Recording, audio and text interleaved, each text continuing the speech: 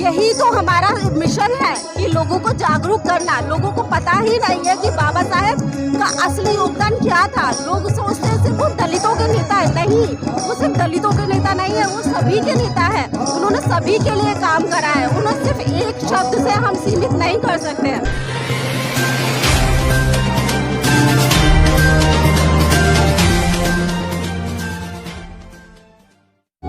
नमस्कार, आप देख रहे हैं एनबी न्यूज़ 24/7 नीलम बोध के साथ। और आज हम सिविक सेंटर में जहां पर कि all India income tax SC/ST employees welfare federation की तरफ से बाबा साहब की 131वीं जयंती को बड़े धूमधाम से मनाया गया है। यहाँ पर मेरे साथ में कुछ महिलाएं हैं, उन्हीं से जानना चाहूँगी कि बाबा साहब का उनके जीवन में आखिर क्या योगदान है और आज वर्तमान में किस तरह से वो बाबा साहब को देखती हैं। आपका नाम क्या है?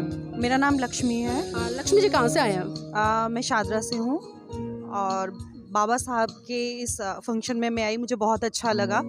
और बाबा साहब ने हमें महिलाओं को मतलब इंडिपेंडेंट होने के लिए जो भी उन्होंने मोटिव उन्होंने तय किया, वो लगता है कि आज कहीं ना कहीं वो फुलफिल हो रहा है। सो उसके लिए हम तहे दिल से हमेशा बाबा साहब के शुक्रगुजार रहेंगे। जय भीम, जय भारत। चलिए ठीक है, तो यहाँ पर और भी लोग हैं हमारे साथ में, उनसे भी जानना चाहेंगे। आपका नाम क्या है? पूजा, आप पूछो क्या करते हैं? मैं इनकम टैक्स डिपार्टमेंट के एम्प्लॉय हूँ। जी, तो जानना चाहूँगी आज आप एक सरकारी कर्मचारी हैं और सरकारी कर्मचारी होने के नाते आज जिस तरह से आपकी हमें उपस्थिति दिखाई दे मिशन मूवमेंट, तो इस मिशन मूवमेंट को आगे बढ़ाने के लिए किस दिशा में काम कर रहे हैं? पहली बात तो ये जो जयंती है ये मनाना एक्चुअली बहुत ज़रूरी है, क्योंकि इससे हमें पता चलता है कि बाबा साहब ने हमारे लिए कितना बड़ा संघर्ष किया है और उनका ये बहुत बड़ा योगदान है हमारे जीवन में, खास करके महिलाओं के लिए। मुझे लगता है कि महिलाओं को बढ़ चढ़ के आगे आना चाहिए और इसमें हिस्सा लेना चाहिए। तो आज बस मैं उस चीज़ को थोड़ा सा रिप्रेजेंट कर पाई, इसके लिए मुझे बहुत खुशी है। और ये योगदान ऐसा ही चलता रहे, जैसे बाबा साहब ने हमारे लिए किया, हम आगे की पीढ़ी के लिए करते रहे और लोगों के संघर्ष करते रहे। ये बहुत बड़ी बाबा साहब ने जिस तरह से भारत के संविधान में पहला ही अधिकार समानता का दिया कि चाहे महिला है, पुरुष है, किसी भी धर्म, किसी भी क्षेत्र जाति से है, तो सबसे पहले वो समान है। तो जानना चाहूंगी कि उस समानता के अधिकार को किस तरह से आप लोग स्थापित करने में लगे हुए ताकि और महिलाएं भी उससे मोटिवेट हों। First of all Hindu code bill इसमें बहुत बड़ा योगदान रखता है। हिंदू कोड बिल को जिससे इसी के थ्रू हम महिलाएं आज यहाँ पे खड़ी होकर बोल रही हैं, ये हिंदू कोड बिल बहुत मायने रखता है और महिलाओं को और ज़्यादा सशक्त करने में योगदान रखता है। तो हम महिलाओं को और आगे बढ़कर हमें आगे आना चाहिए और इस बारे में काम करना चाहिए। जी, हमारे दर्शक जानना चाहेंगे कि जो हिंदू कोड बिल जिसकी आप बात करें, आखिर हिंदू कोड बिल क्या था और इसमें किस तरह से महिलाओं के हक, अधिकार और आज़ादी के लिए बात की गई थी। महिलाओं के इसमें शादी का, डाइवोर्स का, उनके सारे से A to Z जो भी आज हमारे पास अधिकार हैं, वो सारे ही अधिकार आज हमें मिले हुए हिंदू कोड बिल के थ्रू ही। तो हिंदू कोड बिल आज हर महिलाओं को रिप्रेजेंट करता है। तो जो भी महिला है वो हिंदू कोड बिल की वजह से, और हिंदू कोड बिल के लिए 3 साल तक लड़ाई करी है बाबा साहब ने। तो आज उन्होंने ये लड़ाई नहीं लड़ी होती तो शायद मैं आज आपके सामने खड़ी होकर इतना बोल भी नहीं आज 21वीं सदी में अगर देखें कि इस देश की प्रधानमंत्री, राष्ट्रपति या मैं कहूँगी मुख्यमंत्री या किसी भी पद प्रतिष्ठा पर महिलाएं आसीन है तो परम पूज्य बाबा साहब के कारण है। लेकिन आज भी भारत देश की बहुत सारी महिलाएं ऐसी हैं, अगर मैं बात करूं अन्य वर्ग की महिलाएं, वो बाबा साहब को ना तो जानती है ना पढ़ती हैं, और जब गुणगान करने की बात आती है, एक तरह से जब उनकी पद प्रतिष्ठा नौकरी लगती है तो वो उसका श्रेय किसी दूसरे काल्पनिक चीज़ों को देती नजर आती है। तो इसको किस तरह से देखते हैं? यही तो हमारा मिशन है कि लोगों को जागरूक करना। लोगों को पता ही नहीं है कि बाबा साहब का असली योगदान क्या था। लोग सोचते हैं सिर्फ वो दलितों के नेता है, नहीं, वो सिर्फ दलितों के नेता नहीं है, वो सभी के नेता है। उन्होंने सभी के लिए काम करा है। उन्हें सिर्फ एक शब्द से हम सीमित नहीं कर सकते हैं। उनका बहुत बड़ा योगदान है और हर महिला को उनके बारे में जानना बहुत ज़रूरी है और आगे बढ़कर अपने हर चीज़ में हिस्सा लेना बहुत ज़रूरी है, क्योंकि इस देश की प्रगति में एक महिला का योगदान बहुत ज़रूरी है। बाबा साहब ने खुद कहा है, जहाँ पे महिला का अस्तित्व नहीं है वहाँ उस देश का अस्तित्व नहीं है। तो महिला अगर सशक्त है, आगे बढ़कर बोलती है, तो देश भी उसी हिसाब से विकसित होगा। सन 1956 में परम पूज्य बाबा साहब ने हिंदू धर्म को छोड़ा और बौद्ध धर्म को ग्रहण किया। तो जानना चाहूंगी कि उस दिशा में आप कितना आगे बढ़े हैं, अभी वर्तमान में हिंदू धर्म में जी रहे हैं या फिर उस धर्म को छोड़कर बौद्ध धर्म की तरफ बढ़ चुके हैं?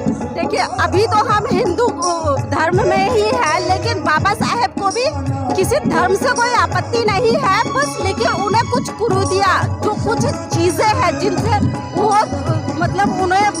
नुकसान पहुंचा या उन्हें दुख हुआ, उन दुख की वजह से वो इतने पीड़ित थे कि उन्हें वो धर्म परिवर्तन करना पड़ा। और सिर्फ हिंदू नहीं, उन्होंने सभी धर्मों के बारे में पढ़ा था। और जब धर्म में की कुछ कुरीतियों को देखते हुए उन्होंने एक धर्म अपनाया कि ताकि उसमें सबको समानता का अधिकार मिले और अच्छे से इंसान अपनी इज्जत के साथ, अपने रुतबे के साथ जीवन जी सके। तो बहुत बहुत धन्यवाद हमारे साथ जुड़ने के लिए। तो देखिए, जिस तरह से हमारे साथ में चर्चा की और जिस तरह से बताया कि अगर आज मैं सरकारी नौकरी पर आसीन हूँ तो ये सिर्फ परम पूज्य बाबा साहब की देन है। अगर परम पूज्य बाबा साहब नहीं होते तो कहीं ना कहीं आज भी हम उसी मनुवादी व्यवस्था में जी रहे होते। और जिस तरह से मैंने इनसे एक सवाल पूछा कि जिस तरह से परम पूज्य बाबा साहब ने सन 1956 बहुत हमको ग्रहण किया था, क्या उस दिशा में इन्होंने कदम बढ़ाया? लेकिन कहीं ना कहीं आज भी हम देख रहे हैं कि लोग बाबा साहब की जय जयकार करते आते, बाबा साहब की जयंतियाँ मनाते आते, लेकिन बाबा साहब की जो आइडियल थी, जो विचारधारा थी, जो उनके बताए हुए मार्ग थे, उससे बहुत दूर भागने का काम करते। और यही कारण है कि आज जिस तरह से हम देख रहे हैं कि सत्ता पर एक ऐसी सरकार का भी जो लगातार इस देश के ऊपर दलित, शोषित, पिछड़े मुसलमानों के ऊपर लगातार अत्याचार और शोषण करती रहती है। तो ये चीजें आप समझ सकते हैं कि जिस महान पुरुष ने इस देश के लिए अपने 4 बच्चे कुर्बान किए, अपने जीवन संगनी कुर्बान की, लेकिन आज लोग उनकी जयंतियां मना लेते हैं, जय जयकार कर लेते हैं, लेकिन जब उनकी विचारधारा को पढ़ने की, मनोसात करने की या उनके विचार को जन जन तक पहुंचाने की बात आती है तो सिर्फ जयंती मनाकर ही सीमित रह जाता है। प्रोग्राम आज वैसे तो 14 नवंबर के उपलक्ष्य में है, 14 अप्रैल सॉरी, तो 14 अप्रैल को ऑलरेडी यहाँ पे एमसीडी का सेलिब्रेशन था, बाबा साहेब अम्बेडकर जयंती का, तो हमारा उस दिन तो पॉसिबल था ही नहीं। तो उस दिन को मैं आज के दिन मान के कुछ एक कविता कहूँगी। आज का दिन है बड़ा महान, सूरज चमका जैसा एक इंसान, कर गया सबके लिए एक भला काम, लिख गया सबके लिए एक संविधान। संविधान तो एक सभी के लिए लिखा गया है और सभी की समानता के लिए लिखा गया है, सबके भले के लिए ही लिखा गया है। लेकिन इसमें कुछ चीज़ों पर, कुछ 2 वर्गों पर बहुत फोकस किया गया था, जो है महिला वर्ग और कमज़ोर वर्ग।